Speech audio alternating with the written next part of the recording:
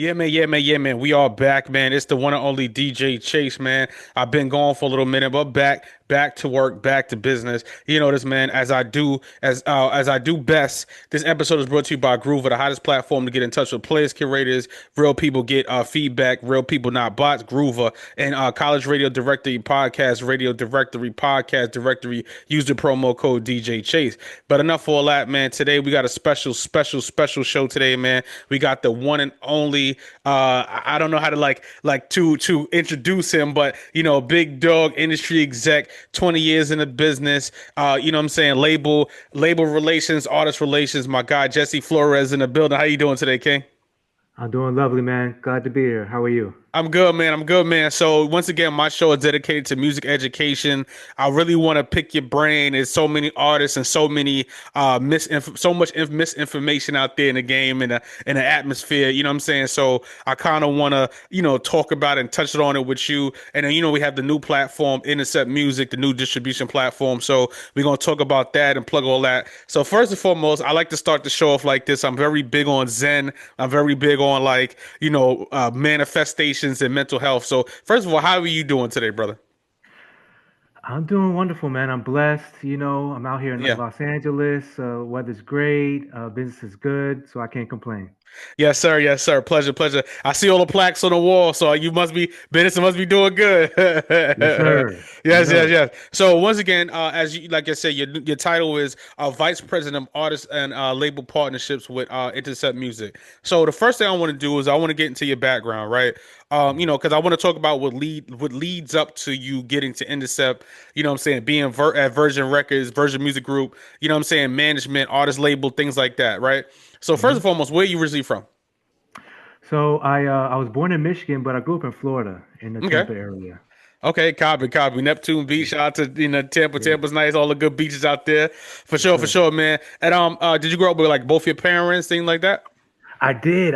My mom is from the Bronx, and I know Okay. you're from out there too. Yeah. And not far from where you from, because I think I saw an interview where you was from Soundview, Yeah, and Soundview. Yep. my mom's family was over at Clawson Point, which is Oh, right down the street. right down the street. Yes, down the Yeah, street. yeah, Yeah. Cornell Kips Ave and Bay. Yeah, Kips Soundview. Bay. Yeah, Kips Bay. Yeah, that's Yeah, all right. Kips Bay. Yep. yep. And my Yeah. dad is from Houston, so I Mhm. think they chose to raise me and my brothers in Florida just because it was Mhm. like a neutral place. Yeah. Okay. And Gotcha. so like like middle school, high school, college, I was in Florida. For sure. And did you like grow up wanting to be into the music business, or did your parents do anything in music? They were not in the music business at all. I always loved music. And Mhm. then when I was in college, I started selling mixtapes Oh, okay. because I would go to New York into the Bronx every Yeah. summer, Yeah. and I loved it because I get all my clothes there, all my gear, and I go Yeah. up and get all the hottest mixtapes. And when I was in college, I hooked up with this guy named Joey at Fat Jams, which was a store Mhm. in Fulton Street in Brooklyn, and Yeah. he was selling mixtapes and CDs, and he would send down to me COD all the hottest mixtapes from Ron G, Mhm. Clue, SNS, Tony Tech, Yeah, Doo the Wop, good stuff, the good everybody, stuff, all the good the stuff, good Mr. stuff. C, and I'd sell them on campus at University of Florida, and I was end up calling him like every 2 weeks, and he was like, "What are you doing down there? You Yeah, keep sending me all this music." I'm like, "Hey man, it's supply and demand, you yeah, know." So it yeah, started there, and then I was playing like instruments in college. I was playing saxophone, but I didn't want to like major in it. yeah. So I wanted to get in the music business, and there was no like uh, major there at the school at the time for music or music business. So I decided to major in management, business communications, but also I found out there was an organization on campus called Student Mm. Government Relations where Yeah, SGA, yep. the students actually put on shows for the Mm. school Yeah. and brought the talent in. So I did that, and we brought some great shows. I got like Lost Boys, Redman, Far Side, Tribe Called Quest. This was like late '90s, and that's kind of how I got my first step into the business. Was doing that. Yes, for sure, man. And the business has changed so much since then, right? Uh I'm about to go Absolutely. with this. What has been like you seen it from that mixtape Right. Ron G era to now. What is like do you like the change that is made or do you don't like the change? I understand the change because the reality is in this business, change is inevitable. Everything's always constantly changing. But without a doubt miss that era because to me that was the golden era of hip hop was the Yeah. 90s. Yeah, it was. Yeah. I mean, with the mixtapes and all the exclusive remixes and blends that was on these tapes. I mean, I still have them to this day because it's Yeah. classic material to me. Yeah. And then with the field I'm in, which is distribution, it's Yeah. crazy because it's totally changed. Yeah. Yeah. Back then, it was very physical heavy. It was Mm, CDs, cassettes. Now, obviously, it's the whole streaming era, so it's totally yeah. different now. Got you. And what did you like? How did you like segue into being a manager? Like, and the reason I say it like that because Yeah. as you know, the '90s, everybody wanted to be more of a artist in front of Mhm. the camera, but you chose to decided to be in the back of the camera and then behind the scenes. Yeah. What made you choose that role?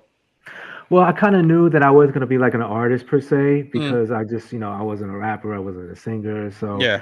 I kind of wanted to be behind the scenes. It kind of fit more my personality. Mm, But starting off in distribution, it's a great way to learn all facets of the industry because you kind mm, of touch everybody and deal with everyone. But it really is the business side of the music business. mm. Whereas you're dealing with creatives, but you're also dealing with labels and attorneys and finance people and accounting. Like you're dealing with all the key elements of the music business that makes it functional. Yeah, yeah, for sure, for sure. And when you first got your first, did you originally start out at the Virgin Music Group, or did that was like your first industry job? We had like internships before that. So when I was in college, I was doing the SGP thing, bringing on shows, and then Mm, we used to get a magazine called CMJ, and okay. in the classifieds there was an ad for a college rep position in North Central Florida for Mm, Polygram Group Distribution. okay. So Polygram back in the day was one of the six major distributors. I ended up getting that job, and I was a college rep for about a year, and that's like was my first official job with the paycheck and everything. Even though it was part time, Yeah. I was hooking up all the retail stores in the Mm, local area with posters and advanced copies of the music. yeah. Also throwing events and parties on campus too. Mm. So that's kind of where I first got started was being a college rep. Nice, nice, nice. So once again, that's how I started as well, college radio DJ and college DJ. Mhm. So you get the white label, you get the wax back then, the good old That's days. right. You know what I'm saying? So like who were some of the artists that you helped break in a sense? I would say that. So back then at Polygram, we had some really good labels, and I was Mm, the urban music rep. So we had under the Polygram umbrella, we had Def Jam, we had yeah, Motown, we had Mercury Records, yeah. and we had Island Black Music. Mm, So the first actual album I got to work was Redman Muddy Waters, fire. and that was crazy because that album Yeah. is a That's classic. my album right there. Yeah, and like Yeah. I got it before it even came out, and Yeah. my friends were going crazy. They're like, "What? You got this new job, and you got the music early." Yeah. So that just everything on Def Jam was off the chain back then. It was Yeah. Redman, it was Jay Z, Yeah. it was LL Cool J. Yeah. Even on the R&B side, they had like Drew Hill. They had I'm sorry, How Can I Be Down? Mm, How Can I Be a Player soundtrack. They had the Rush Hour soundtrack. So a mm, lot of good projects to work. yeah, yeah. Same thing with Motown. They had some great acts. And so Mm, everything under the Polygram umbrella was pretty mm. much hot at the time.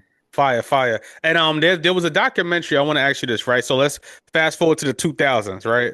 Now the Mhm. 2000s when the digital all came and everything like that. And it was a documentary I watched that the Universal plant was like leaking records, the hackers were leaking music at that time. And I Wow. forgot the name of the documentary, but had to do with Polygram. So Oh, what wow. yeah, Okay. so the reason I asked that was because what made you shift now to, like I said, directors, label services Mhm. with Version? How'd you get from Polygram to Version? Just a natural growth as a professional. Mm, I started off as a college rep. mm, When I graduated, I got a job out from Detroit or LA to be a field marketing rep, and nice. so let's go to LA. Mm, Made that big move across the country and kind mm, of rose up the ladder. I went from marketing rep to artist development rep to mm. sales rep, and then at the time I got a job offer at EMI to be head of urban marketing Nice. for EMI, and they had Capital and Virgin Records at the time. Mm, So I interviewed for that job, and I got that, and that kind of like was where I was able to spread my wings because it was a national gig mm, based in Los Angeles, and it was the first time where not only was I working frontline projects on Capital and Virgin Records, mm, but we really started doing third-party distribution deals with independent artists, which at the mm. time was not Unprecedented. really That wasn't heard right. of. Yeah, that wasn't heard of. Exactly. Yeah, I know I that for a mean, fact. Yeah. they were doing it like Master P was a classic example of somebody Mm, doing that, but it yeah. wasn't at the level it is now. Yeah, Not even yeah, close. not close. Yeah. Yeah, not even close. Yeah, yeah. Okay, for sure. So now, I want to ask this. I want to pick your brain a little bit, right? Of course. So back then it was more radio, wax, DJ. Not now. Not a plat. Not a. Not a. The distribution focuses and I would use distribution in the terms of the function works on like streamers, podcasters like myself, digital indies, and things like that. Now, why is the when an artist, because as you know, most I got to ask the question about Distro Kid, TuneCore, and United Masters, Hmm. right? So now, before we get into Intercept, right? Why is it important for artists to understand the function of distribution and the function of the company that they're using to distribute their music? It's extremely vital to know about all facets of the side of distribution and just Mm, business in general. mm, Because if you're really trying to make this your career yeah. and make a living, you got to realize, okay, how do I monetize what I'm doing? What who is really going to help pay me and pay for the lifestyle that I want to be as an artist? Because you have to pretty much devise a plan for each one of these different digital service providers or DSPs Mm, to really focus on them and figure out a way to build your career, because you're not going to really see any growth. There's so many artists out there, so many projects being released. You got to find a way to rise above the noise, mm, and that's what a company like Intercept does. We help mm, our label and artist partners rise above the noise, basically. mm. But you got to focus and come up with a plan, because you can't just create a piece of content and just throw it out there, Yeah. because no one's going to care about it. There's too That's much somebody, clutter. I got a question for that coming up. I got a Yeah, question for that, right? you got to have a plan. Like, even if Yeah. obviously all artists want to go platinum and sell a lot of Mm, records and everything, but you got to start with realistic goals. Like, okay, I have 500 subscribers on YouTube, or I have mm, 1,000 followers on Spotify. How can I mm. grow that to 2,000? How can I grow that from 500 to 1,000? Like, that's what you got to think, what you got to do with every release, because if you don't do that, you got to be consistent with your message. You're Yeah. gonna get lost in the sauce. Yeah, yeah, for sure, for sure. Now I want to talk about it. Let's talk. That's the reason why we here. Intercept Music. How did we get to Intercept Music? How was it founded? Let's talk about the origins of Intercept Music. Yeah, so Intercept was founded in 2018 by two co-founders, Ralph Tashian and Todd Turner. Mm, These are the gentlemen that hired me and brought me on board. And they had a vision of developing a company that kind of sits between like a TuneCore and like a Virgin Music Group, because there's a whole servicing area of indie artists and labels that kind of fit right in that niche. mm, So we're there to fill that hole. Basically, we're the perfect blend of music, tech, and people. mm, Music, because that's obviously our core business is distributing music. mm, Tech, because we have a dashboard that is second to none. It's definitely top in class. And people, because we're actually a company where you can reach out to us and we'll actually talk to you on the phone. Like, a lot of these companies, you can hardly get anybody to yep. Yeah. hit you back, Yeah. get everybody on the phone. Like, it's one of those things that it's just a problem. It's a bandwidth issue. Mm, So that's why you see a lot of the majors consolidating now. And mm, while the independents, they're really on the rise, mm, because it's the age of the independents right now. It's a great time to be an independent artist, independent label, mm. because everybody's winning right now. Yes, sir. Now, what made you segue from, like I said, just I guess like I said, the artist label side to the Hmm. distribution side? Because being Yeah. a manager and artist, relations is different because you got to kind of be a babysitter. Right. Being a distribution, like I guess plateauing a distribution system like what you're doing. What Mhm. made you get into distribution versus being a artist manager? So, to be honest, my whole career has been in distribution. When I was doing artist and label management relations, it's Mm, basically managing the artist or label that is part of the distro company. So I mm, was assigned to certain labels to kind of, mm, label manage them, help them out with their artists and their release strategy. mm, When it came time to putting out a new release, I discussed with the team internally at the distributor, here are the priorities, here are the mm, singles, here's the setup. You guys need to go, hit up the DSPs and pitch them for placements, for mm. playlisting, set up features. When there's a new project and we've got an artist or label that wants to set up a promo run, back when there were retailers, we set up in stores and walkthroughs, Yeah. those type of little events, just to kind of, when an artist Mm, comes in town, they're hitting the radio station, they're hitting the mm. retail, Yeah. they're hitting the clubs, Yeah. they want to make their presence known while they're in that market. Yeah, for sure, for sure. Got you, got you. Now I want to ask about Intercept for a second, right? So I did touch on it a little bit, but what makes I mean I knew you said it like, we can actually so say like if I sign up with Intercept Music, I can get Mhm. directly to somebody, a representative or tech support. What makes now what's the main difference between TuneCore, United Masters, Symphonic, 1 RPM, and Intercept Music? Mhm. What's the difference? So When it comes to distro companies, it's like choosing a bank. Mm, All banks pretty much serve the same function, but mm, they all have different things that they specialize in. A company like a TuneCore or a DistroKid, it's more of a do-it-yourself. Like you're not really going to get a lot of services, mm, a lot of support. You'll definitely get your content out there mm, to all the platforms. But at a company like Intercept, you can do that obviously, but you also have services and tools mm, that you can utilize to help mm, grow your career. So say like you want to distribute a single or album mm. through our platform, Yeah, you could definitely do that, and we'll yeah, distribute your content from A to B. But yeah. we also have a merch store that's integrated within the platform. So if you want Nice. to put out a single and put out a piece of merch to support that single, we have an integration with Shopify where you can actually do that and create that merch just for that specific project. Mm, We also have AI integrated into our dashboard as a marketing tool. We don't really support AI as a content creation tool, but as far mm, as marketing, we do have that in our dashboard where mm. you have a single coming out. I want to create a press release. Yeah. That can all be done within the dashboard. Mm. Same thing with the bio. Pretty soon, a marketing plan is going to be able to be Nice. devised Okay. through Yeah. AI in the system. And Nice. then you can book advertising through our dashboard as well. So Mm, digital advertising, maybe you want to do some Spotify ads or YouTube ads, all that can mm. be booked within the platform. Yeah. Same thing with outdoor advertising, like those big billboards in Times Mm, Square. mm. Same thing. So Nice. we just have a lot of tools that Mm, you can utilize. We also have the insights and analytics too to kind of mm, you could check on the progress of how your content's doing and mm. you know base your next move off of that. So Fire, a lot of good fire. things. Yeah, Yeah, yeah. And Mr. Jesse, is there, I want to ask you this question. Is there a fee to like sign up or for the platform? there's no fee.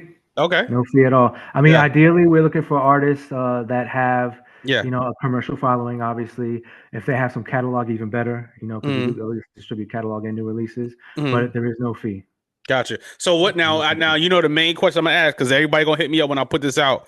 What kind of like artists do you guys look for as far as the platform? And it's a two-part question. So are you going for more labels or just individual artists? We're looking for both. Mm, Labels for sure, artists we can do as well. mm. I do want to go back and say on the fee side, there is a distribution fee, but there's not Okay. like a charge to sign up. So I Okay. just want to clarify that. But Gotcha. but yeah, I mean we're open to it all, Yeah. artists and labels, all Gotcha, genres. gotcha, gotcha, got you. And once again, as far as like playlist pitching and one of the assets that we have, because I have a phrase here. I'm a big fan of a guy by the name of Ari Hurston, and we have a phrase here: "Live by the playlist, die by the playlist." Mhm. Now, do you feel like a lot of artists should be focusing more on YouTube content or a particular type of content? So I guess YouTube content, user generated content on social media, or playlisting. What should an artist focus solely on? Well, not fully on, but what should they focus heavily on more? I think they should focus on devising a plan for each Hmm. of the platforms. Yeah. So YouTube, I need them to devise a plan and strategy for YouTube on how they're going to utilize their official music videos, their lyric videos, visualizers, like create contents just for that platform, Hmm. and then also support it. Like when you're on social media, you got to shout these platforms out. So because Hmm. they all look at that. Yeah. And they want to see who's supporting them. How Yeah. are they going to support you if you don't support them? It's that Yeah. kind of thing. So Yeah. and then you got to do it with pretty much every release. And then Mm, then if playlists come, that's the icing on the cake. I mm, just don't think you should devise a marketing plan for playlisting because that usually backfires. So I would like to say devise a plan for each of the platforms, mm, and then you can see how that's working by looking at the insights and the mm, analytics in the dashboard to say, okay, my YouTube mm, content is working. I'm gonna focus more on that and make sure mm, that I have what they need, mm. to really take things to the next level. Fire, fire. And as you've been a veteran of the game, as far as like I said, you've been doing this a long time. Do you still enjoy the music business? I do love the music business. It is Yeah. constantly changing, though. I must say that. Like, I do miss the good old days. I Yeah. miss going to retail stores and Yeah. being there for hours and listening to different albums and Yeah. going through the bins. I mean, it's just a different world we live in. But Yeah. Yeah. the only thing I just think is there's just too much out there. Mm, Like I used to pride myself back in the day on knowing exactly what's coming out and what came out this year, yeah. and I knew everything. And now it's just too much. Like there's new Yeah. artists every day. So Yeah, gotcha, yeah, gotcha. Now I want yeah. to ask this question, right? And I deal with this. I travel a lot. I DJ a lot. I've DJ for every artist you could think of. Now we're gonna talk about this entitlement, right? And the reason why I say that is because a lot of artists feels like the entitlement is they feel like they should get $1 million and don't recoup that money back, or somebody just give them a magical 200. Let's start on a low number, 100,000, a magical $100,000 without paying that back. How do you feel about artists being more humble back in the early days to what they are now?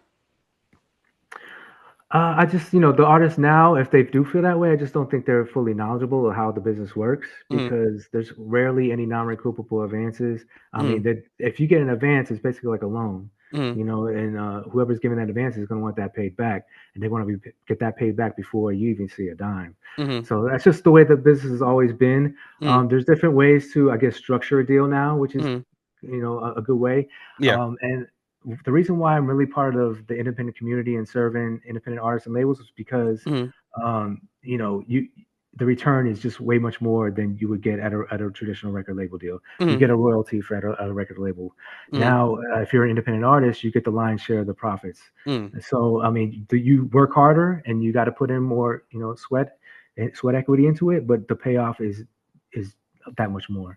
Yeah. So it's definitely worth it. Gotcha, got you. Now we did touch on a little bit. Now with Intercept, now because sometimes artists don't understand the publishing side of the things, and I know Mhm. that's not really your field. I'm asking that Mhm. specifically because with Intercept is like I said, I've been all through the website, looking at it, studying it. Do you guys offer like admin services or anything that because a lot of artists don't understand how DistroKid, I mean how ASCAP work, BMI work, Sound Mhm. Exchange. They don't understand how any of that works. Do you guys offer any like type of consulting with that type of stuff? Not yet when it comes to publishing, but that is on the roadmap. That's Mm-hmm. definitely part of the plan. Mm-hmm. We want to focus on our core business now, which is Mm-hmm. distribution for independent artists and labels. And what we also just started this year, a couple months ago, is catalog acquisitions. Mm-hmm. So any like artist or label that's willing to sell their catalog, we're doing that as well, Mm-hmm. where we buy the master rights. Mm-hmm. And then on the roadmap, there's just so much more. There's the AI with the marketing Mm-hmm. plan Yeah. integration that we want to do, and then obviously, like you said, publishing as well. Got you, got you. Now, the reason why I phrased it backwards like that was because I have Mhm. this question, right? In today's climate, do you feel an artist, in your professional opinion, do you feel an artist should stay independent? Now, once again, being independent is hard. You got a lot of Mhm. bills, you got a lot of overhead, and then you get tired. Your body gets tired. Touring, you got tour managers, booking agents, things like that. Do you feel an artist in this climate should feel like, okay, I want to stay independent or just go for gold? Maybe do like a one-off, a single deal, or maybe a one-album deal for 1 year, something like that. Do you feel an artist should stay independent?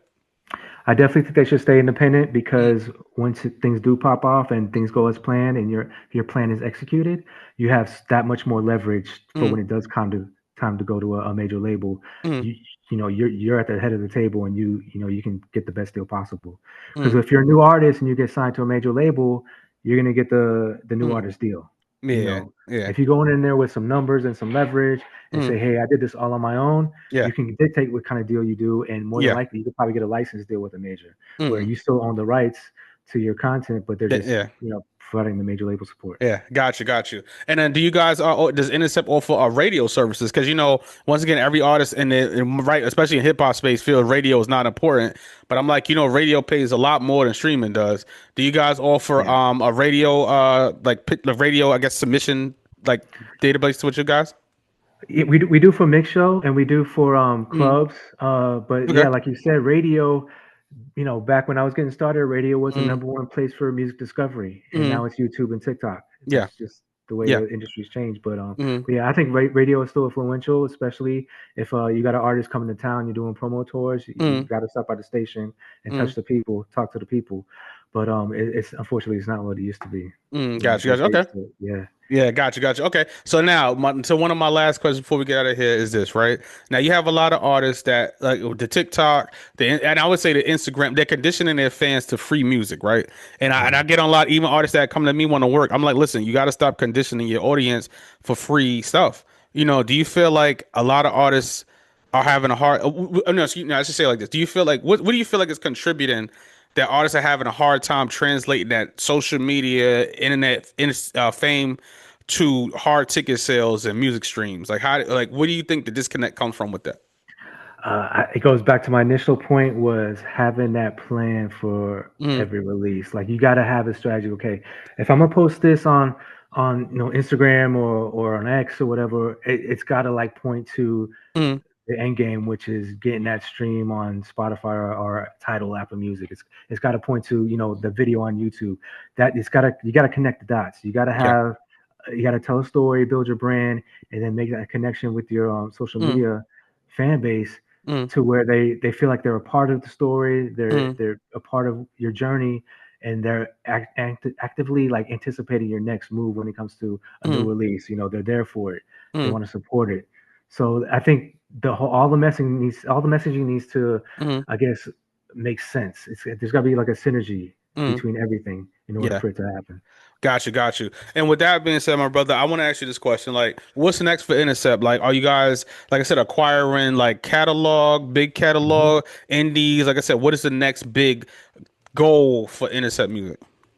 It's all about growth. I mean, in the next Mm, year or two, you're going to be hearing us with the United Masters and the Empires and all those companies because we're at a point where, we had some significant growth over the last 5 years, but now we're poised to really, take it to the moon as far as like who the people we're talking to now, the catalogs that we're looking at purchasing, all that together. I think you'll see some press releases in the near future about Intercept, and mm. it's all going to be positive. Gotcha. Now, I want to ask you this question. What's next for you? I want to help build this company. I think that's one of the main reasons why I wanted to come in at the VP level Yeah. because one, it's an executive title, and Yeah. two, the company's really just now starting to blossom. Mm, So instead of working for a major that's been around for a while, I'm no spring chicken. yeah. I'm a little up there in age, but I don't want to be just another employee. I want to be somebody that makes a difference, and that's why I came Yeah. to Intercept. Got you. And then one of my very last questions, we got two more questions, Mr. Jesse. I want to ask you this, right? So if somebody comes up to you and says, Mr. Jesse, how can I sign an Intercept? What would that process look like? I would say check out our website, interceptmusic.com, or you can just send me an email. I'm at jesse.flores at Mm, interceptmusic.com. Or you can, send us a DM on mhm. IG. Yeah. It's at Intercept Music Official, Yeah. and just reach out to us. Yeah. We're here. We're a boutique company. We're growing, but we're not too big enough to sit there and talk with artists and labels about doing some business and partnering up. So Yeah. let's do it. Got you. Give me 1 second. And I got my very last question. I want to ask this, right? Because I actually want to do a two-part question, two-part interview, but we're going to talk about that later. Oh, fair. Okay. But I do want to ask this, my very, very last question. This is my inaugural question. As somebody that's an industry veteran, that's seen it all, that's been through it all, hip hop, everything, you've seen it. You know what I'm saying? Mhm. What is one piece of advice that you would give anyone or any new artist getting into the music business today? What is one piece of the integral advice that an Yeah. artist that needs to know that you would tell them getting into the music business today? I think you need to be patient. You need to be resilient, and you need to realize that this business is super competitive, and it's not going to always happen overnight. So, it's going to be a lot of work. It's going to be a lot of stress. But you know what? At the end of the day, if you do what you want to do and you're doing it well, it's going to pay off. Yes, sir. And on that note, my God, Mr. Jesse Flores, thank you so much, brother. Thank you. I appreciate this interview. A lot of gems, a lot of information, a lot of insight, a lot of veteran professional knowledge. Like I said, a lot of these podcasts be telling these artists some crazy stuff, and I'm like, this is just totally wrong. You know what I'm saying? So once again, how can anybody reach out to you? You already said it a couple times, but it's the Mhm. official outro. How can Yeah. people reach out to you, get in contact with you, and just network and build with you? Sure. They can send me an email directly at jesse.flores@interceptmusic.com.